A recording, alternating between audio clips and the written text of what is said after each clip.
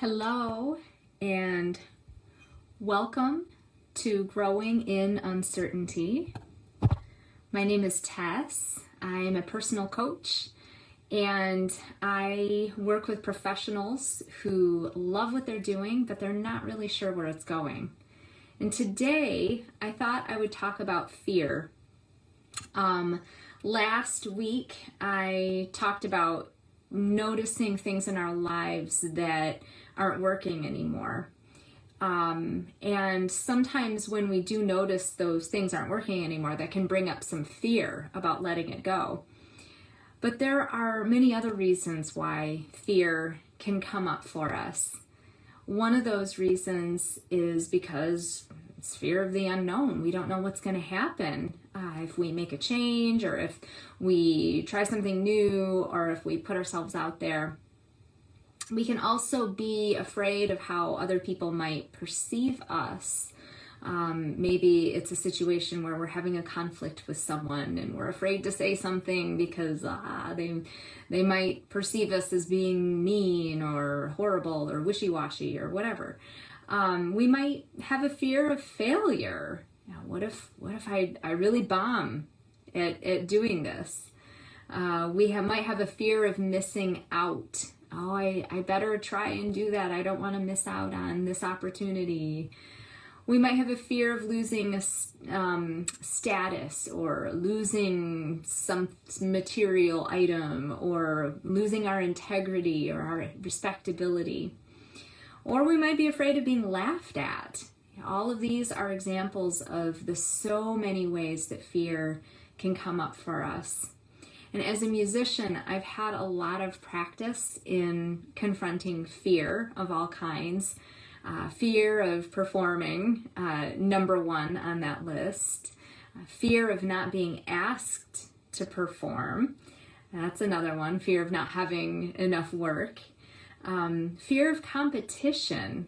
That was always a big one for me, competing with other people and not being good enough, or maybe being too good and then having people not like me anymore. Or fear of getting injured. That's also something that a lot of musicians worry about. What if I overuse and suddenly I'm dealing with an injury and I'm no longer able to play? So all kinds of interesting fears have come up for me over the years. But one thing that I know is that fear has taught me a lot about knowing whether or not I'm going to be successful in a performance. And I have a story to share around that. When I was a college student, we had to perform in what was called studio class. And that's when you had to do the very scary thing of performing not only for your teacher, but you also had to perform in front of all of your classmates, anybody else who was playing the flute, from any level, from the freshmen through the doctoral students. And it was always so nerve-wracking and would kick up a lot of fears for me. But I would contrast that experience with performing in nursing homes. And performing in nursing homes for the audiences there seemed so effortless and enjoyable, and not something I particularly feared at all. I really looked forward to those performances and felt like I was really adding something of value in that space, and knew that I was adding something of value in that space. So when I would compare and contrast these two experiences, I would of course start to wonder, well, how can I perform more like I do in those nursing homes? Because I end up performing better in the nursing homes than I do for the studio classes. So what can I do about that? So I decided for one big competition that we were having in the studio class, that I would try to get into the mindset of performing as I would for the nursing homes. And the mindset was that I was providing a service for these people And these people wanted to hear me. They wanted me to do well, but they didn't expect anything. They didn't have some expectation that I would blow them away or fail or anything like that. There was no judgment there. And so I decided I'm going to try to go into this big competition and pretend that my peers are listening to me from a space of love and kindness, and I'm providing them music that is meaningful, and I want them to enjoy it. So I performed, and I performed better than I had ever performed before. And I wasn't afraid. I might still have felt a little nervous, sure, but I wasn't limited by my fear. And it felt so good to perform that way. I ended up passing that round of the competition. I won the opportunity to go on and compete with other instrumentalists. So of course I was really, really thrilled by that. And so from that day on, my quest became, I'm going to remove fear. It's fear that's holding me back from doing my best. So I've got to get rid of fear. So that's what I focused on for a little while. And the problem with that was that whatever you resist persists. And by the next time I had to perform for this competition, the next round, I was focused on not feeling the fear rather than focusing on providing music as a service. And what I discovered was that by not trying to avoid the fear, I ended up making the fear bigger than ever, and I did not perform to the best of my ability that day, and I did not get advanced to the next level. So I was a bit, upset and frustrated, like, oh man, I thought I really learned something about fear. What's going on with this? And when I really sat down with it and realized, oh, I think by trying to avoid feeling the fear, I actually made it worse.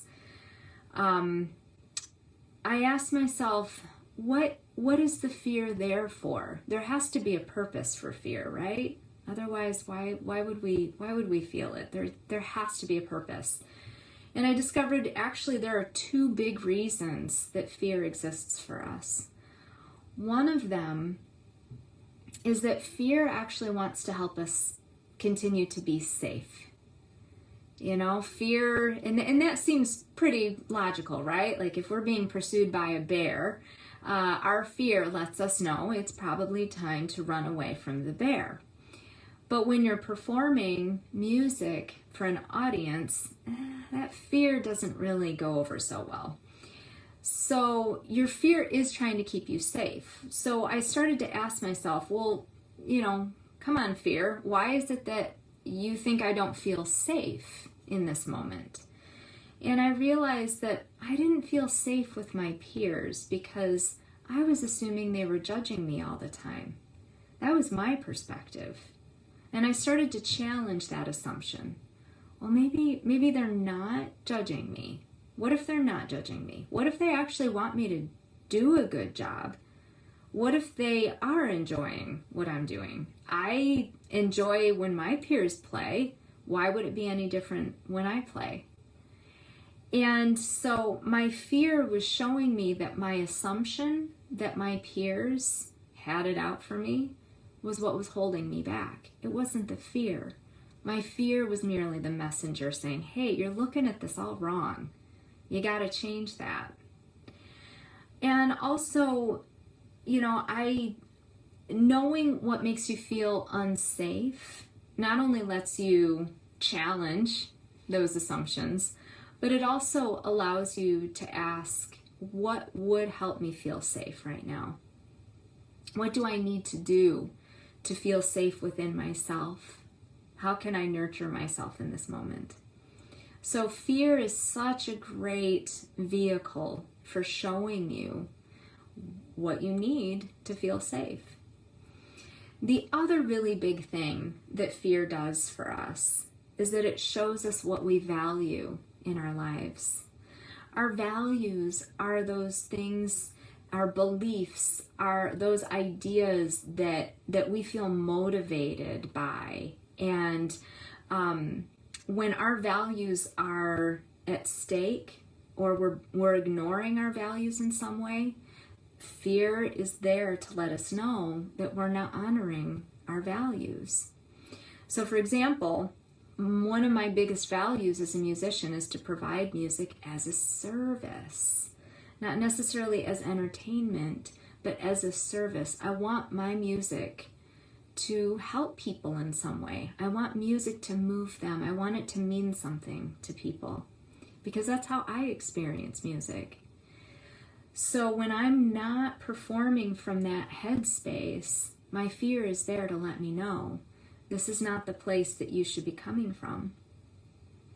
I also value the music making process, the practicing, the preparation, all of the things that you do to make a great performance happen. But when I'm not focusing on that, and I'm instead focusing on all of the bad things that could happen, well, that's when fear kicks in and lets me know I'm not keeping my attention in the right place right now. And finally, the last thing is that I value being able to perform at my best possible, optimal way. And when I'm not focusing on doing my best, now there's a difference between doing your best and playing perfectly. But when I'm not focused on doing my best, then my value is not being honored. And so the fear kicks in to let me know that I'm not focusing on that. Fear is definitely not something that's comfortable, but it's also not all bad. And it's also quite useful. It's kind of like a friend. A friend is there to help you feel safe. And a friend is there to help reflect to you what your values are.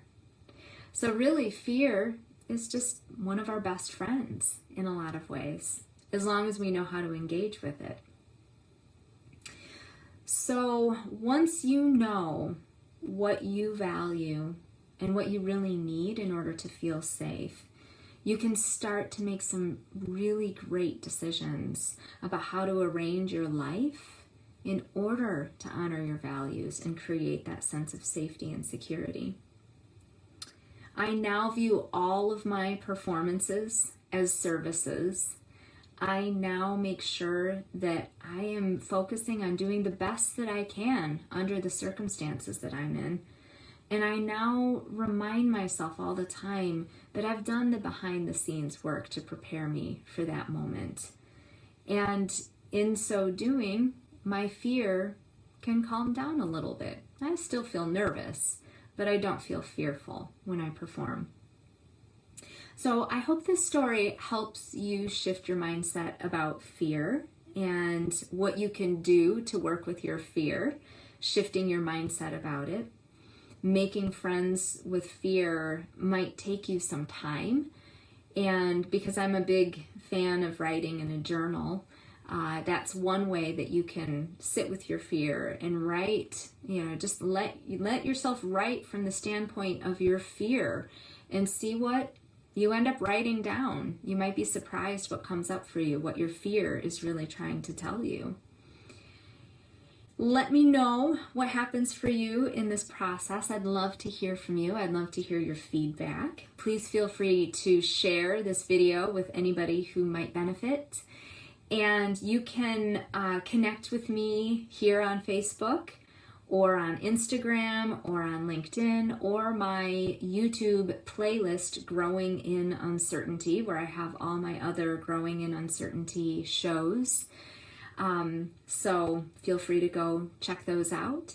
Thank you so much for watching. Again, my name is Tess Miller, and I'm a personal coach who works with professionals who love what they're doing, but they're not sure where it's going.